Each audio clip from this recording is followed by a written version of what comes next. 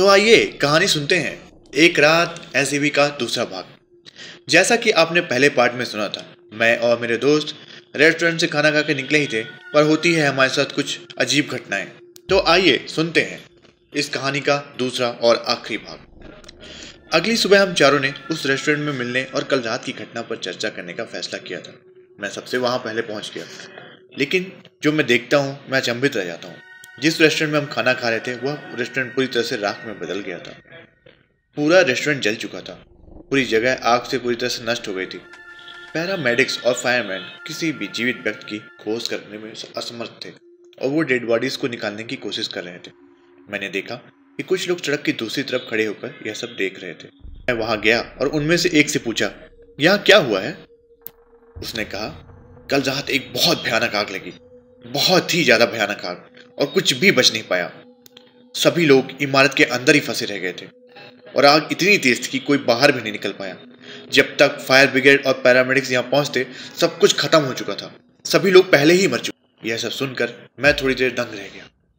मुझे यह बहुत अजीब लगा क्योंकि हमने कल रात यहाँ पे खाना खाया था। मैं अपने दोस्तों की प्रतीक्षा करने के लिए सड़क की दूसरी तरफ गया। जैसे मैं जा रहा था मैंने देखा कि एक पैरामेडिक्स मृत शरीर को ले जा रहे थे, लेकिन उस व्यक्ति का चेहरा किसी भी तरह से मुझे परिचित लग रहा था। मैंने नजदीक से जाकर देखा और फिर मुझे याद आया कि मैंने उसे कहीं देखा है। मैं उससे कुछ मिनट पहले रोड की दूसरी साइड पर बात कर रहा था। मैं उसे देखने के लिए वहां वापस गया, लेकिन वह वहां से चला गया था। मैंने सोचने लगा, क्या मैंने वास्तव में खुद देखा है? मैं बुरी तरह से डर चुका था। पैरामेडिक्स ने मेरे शरीर को दूसरे मेरे शरीर के बगल में रखा।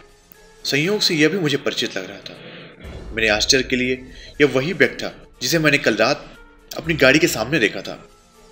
फिर मैं सोचने लगा कि क्या मैंने इसे अपनी कार से मार डाला है, लेकिन उसके घावों से ऐसा बिल्कुल नहीं लग रहा था कि वह आग से जलकर बना है। वो पूरी तरह से जला हुआ था। यह सब देखकर मेरा सर घूम गया।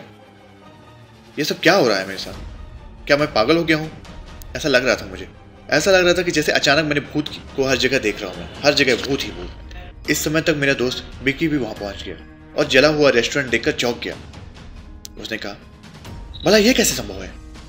फिर उसने कहा, हम लोग तो यहाँ लास्ट थे और ओनर ने कहा था कि उन्हें रेस्टोरेंट बंद करना है। फिर मैंने कहा, हाँ मुझे पता है, ये बहुत अजीब है ना। यह जगह जल चुकी है और अचानक मुझे हर तरफ से भूत ही भूत दिख रहे हैं। विक्की ने पूछा, क्या भूत? तो पागल हो गया क्या? मैंने उससे वहां मौजूद मृत शरीर के बारे में बताया जिसे मैंने कल रात और आज सुबह रोड के किनारे देखा।